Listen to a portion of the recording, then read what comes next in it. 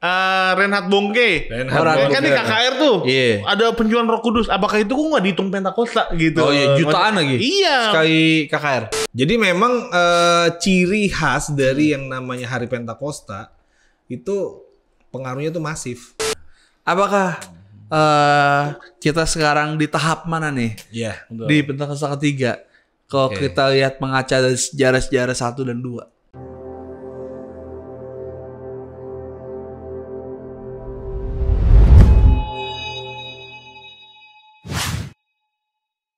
Teolog, teologi berbicara teologi. Oke. Ya. Nah, kita lagi menantikan udah ya kemarin. Udah kemarin itu kita sedang merayakan Hari Pentakosta gitu. Dihitung dari kenaikan Yesus 10 hari. 10 hari Roh Kudus dicurahkan. Nah, tapi unik nih yang sekarang ini adalah kita ngebahas tentang satu fenomena, yaitu adalah Pentakosta ketiga. Ya. Wah, ini yang seru nih gitu kan. Mungkin banyak orang-orang yang berpikir, Pentakosta mana Pentakosta ketiga sih? Benar. Atau misalkan kenapa harus 3 gitu kan? Iya gak sih? Kalau kemarin yang bukan Bill Ren, siapa namanya yang di Afrika tuh?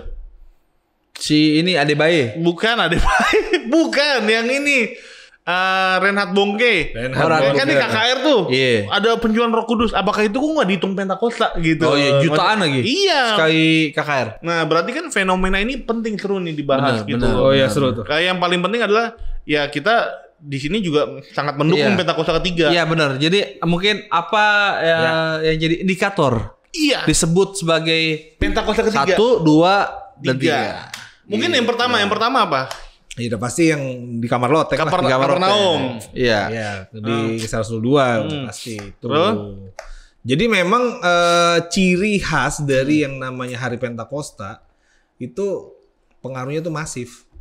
Bukan cuma lokal, bukan cuma nasional, tapi internasional. Global tapi ya. Global, Bos. Kayak wave-nya itu Iya, semua makanya kan dalam kurun waktu berapa ratus tahun aja tuh udah jadi agama Kristen tuh jadi mayoritas dan minoritas. Bayangin dari 120 murid tiba-tiba jadi jutaan orang. Nah, gitu benar. kan. Iya. Gitu. Eropa.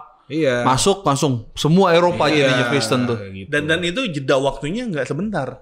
Iya. Ya, jeda waktunya berapa tahun? Betul. Berapa ratus tahun gitu. Sampai berapa kali ganti kaisar kan? Betul. Iya. Gitu. Benar-benar. Nah, itu Pentakosta yang pertama gitu. Ciri khas dari Pentakosta udah pasti masif. Iya. Bukan cuma lokal atau nasional, internasional. Iya. Jadi global. Iya. Gitu, Pak. Berarti mungkin kalau gue boleh luruskan, bukannya berarti Roh Kudus nggak dicurahkan ketika Reinhard Bonnke KKR dicurahkan. Itu 1 juta yang datang ya? Jutaan kan? Tapi itu kan lokal Afrika. Iya. Misalkan kayak istilahnya kayak Depok nih, satu Depok datang. Betul. Kayak misalkan Pak Yongki bikin KKR di Papua, lokal. Ada di Jamar. Tapi Roh Kudus tetap hadir. Tetap dicurahkan. Betul. Tapi kalau disebut Pentakosta itu, fenomena Pentakosta itu berarti yang tadi kalau saya ambil dari Bapak Billy ini adalah fenomenanya adalah tidak lokal tapi dampaknya itu global.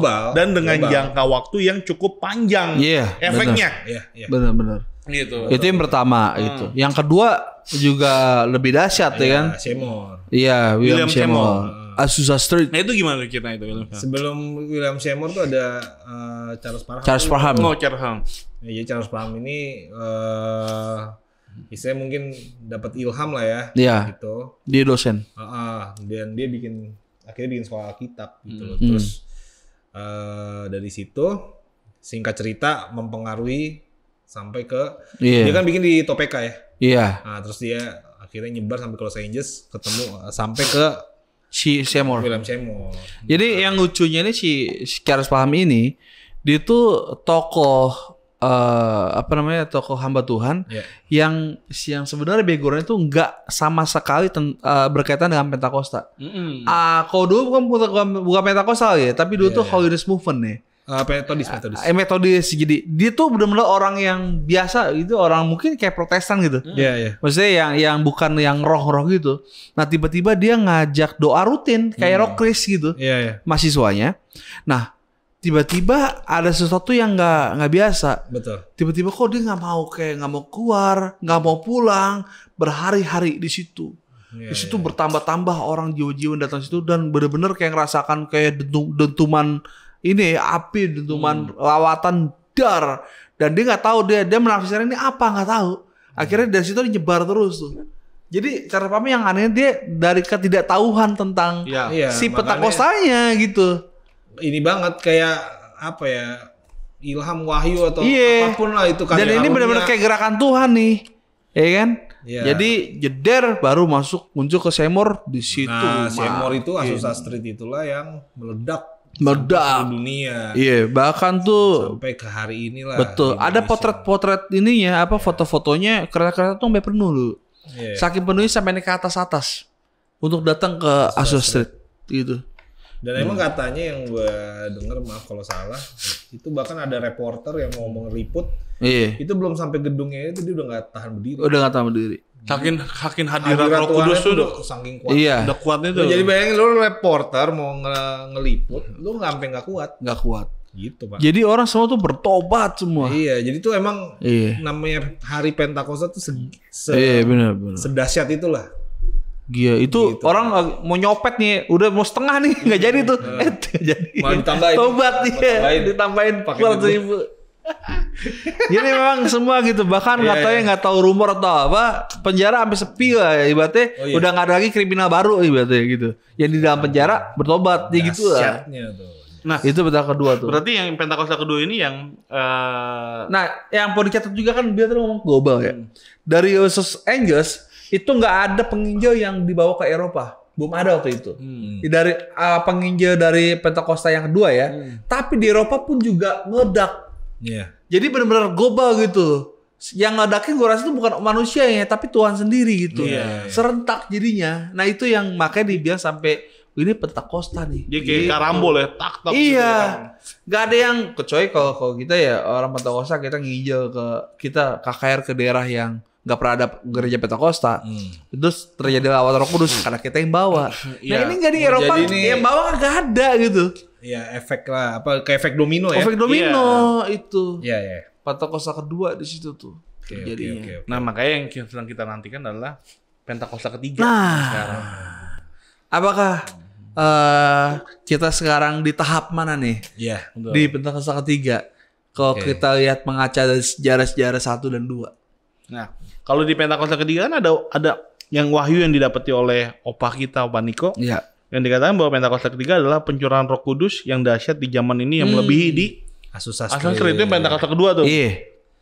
Lalu ada yang Pentakosta tiganya mengakibatkan penuaian jiwa yang terbesar dan terakhir sebelum Tuhan Yesus datang kembali. Iya. Tapi kalau kita lihat di catatan yang nomor 2 ini, sebenarnya sebelum Tuhan Yesus datang emang ada penuaian. Dan kita percaya pasti itu pekerjaan Roh Kudus. Betul. Lalu dikatakan Pentakosta ketiga akan membangkitkan generasi Yeremia, yaitu anak-anak muda yang dipenuhi Roh Kudus dan cita mati-matian terhadap Tuhan Yesus dan tidak kompromi terhadap dosa dan akan bergerak untuk memenangkan jiwa. Yang keempat, Pentakosta ketiga lahir di Indonesia dan bergerak di bangsa-bangsa. Gerakan ini dari timur ke barat akan kembali lagi ke Yerusalem. Nah, ini benar nih global nih. Kan? Yang ketiga, Pentakosta ketiga akan memberikan kuasa untuk menyelesaikan amanat agung nih yang penting. Dan setelah itu Tuhan Yesus datang kembali. Jangan dengan kata lain bahwa Pentakosta ketiga ini tujuan utamanya tetap untuk kemuliaan Tuhan. Iya. Dan bukan untuk adalah kita untuk yang panuan jiwa ya. Betul, show mujizat bukan. Enggak. Show off. Walaupun juga tandanya akan banyak orang melakukan mujizat. Betul. Bahkan anak-anak muda yang remaja yang SMP dipakai Tuhan bisa nyembuhin orang, bangkitin orang mati. Itu kan. Dan yang kita percaya itu yang kita akan nantikan kan. Berarti dengan kata lain ini ya sih di akhir zaman ini benar-benar kayak faceless ya. Jadi faceless, nameless. Jadi yang bekerja itu benar-benar Roh Kudus gitu. Iya. Jadi memang yang gue dapetin kalau secara pribadi ya, kunci dari penuaian itu nggak boleh ada yang berebut jadi nomor 1. Betul. Gitu. Yang paling terhebat gitu ya. Jadi semua orang harusnya berebut duduk paling belakang, bukan berebut duduk paling depan. Betul. Gitu. Betul. Jadi jangan ambisi, tapi kolaborasi. Makanya kalau makanya kalau yang kita lihat di Asbury kan, nggak boleh ada hamba Tuhan. Nggak boleh ada bintang di situ. Bintang. Padahal hamba Tuhan udah mungkin ada yang datang. Udah mau masuk. Iya, saya dapat sesuatu. Katanya emang ada kan beberapa hamba Tuhan terkenal datang ke situ dengan membawa sebuah pernyataan katanya. Tapi nggak dikasih panggung. Iya. Bukannya nggak boleh ya kan? Tapi biar ini Kuasa Roh Kudus yang berkuasa, yang berkarya. Setuju. Jadi begitu. Berarti benar bahwa ke depan ini akan ada pencurahan Roh Kudus lagi. Yang ketiga ini mungkin sedang terjadi ya. Benar. Dan itu akan efeknya akan global. Gitu. Mungkin kalau di Depok dimulai dengan DWN kali ya. Benar. Puji Tuhan. Di Worship Night kali ya. Night nanti bisa ditayangin videonya sedikit kali ya.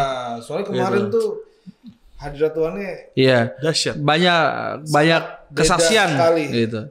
Nampung kesaksiannya itu sampai enggak ketampung tuh kayak itu. Gitu. Anak gua aja nih Neji nih umur 5 tahun nih. Gitu. Ya kan, ya biasanya kita berdoa di rumah, tapi pertama kali dia kan ikut kayak gitu. 5 tahun karena emang udah waktu Tuhan kayak gimana ya? Kebutuhan yang jaga nggak itu kan, ponakan gua nggak bisa jaga. Gitu. Karena mereka sakit semua gitu. Datang ikut ibadah dari sampai akhir. Pas pulang bilang gini, 5 tahun nih. Papi, Neji kayak rasa kangen Tuhan Yesus deh. Itu jangan-jangan Pentakosta ketiga, Bos. Betul. Gue pernah dia ngomong kayak gitu, serius di seumur umur gitu. Ya dengan katanya bahwa hadirat Tuhan itu bisa dirasain sama anak kecil juga ya. Gitu. Jadi ya begitu. Nggak, karena emang itu kalau gue pribadi ya, itu emang kalau gue boleh jujur tuh gue jarang ngerasain hadiran Tuhan sepekat itu kalau lagi ibadah. Iya. Apa namanya secara komunal. Kalau gue pribadi, kalau misalnya saat teduh, itu cukup sering, dan kalau doa puasa ya itu kan benar-benar intens ya.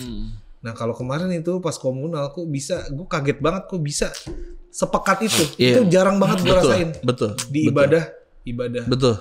Gitu. Dari awal tuh udah. Itu bahkan bukan dari hari H-nya ya. Hari Hamin satunya tuh udah berasa banget waktu doa bersama gitu. Padahal dengan keterbatas, mungkin ada yang bilang, itu mungkin musiknya. Betul. Lah kemarin itu cuman single keyboard. Bener. Ya kan modal itu dong. Bahkan Hamin berapa jam cuma modal gitar. Tapi berasa banget. Betul. Gitu loh. Ya gitulah. Jadi dengan katanya bahwa pencurahan Roh Kudus Pentakosta ketiga akan membawa efek yang dahsyat. Jadi nggak usah lah dipelajarin benar atau enggak ini Pentakosta ketiga. Doain aja ya kan. Dan kalau emang benar terjadi kan bukannya bagus banget. Iya, itu. Sudah gitu. Oke. Salam Pentakosta. Salam Pentakosta ketiga. Sampai ketemu dalam video-video berikutnya dalam satu channel Milenial Bapak.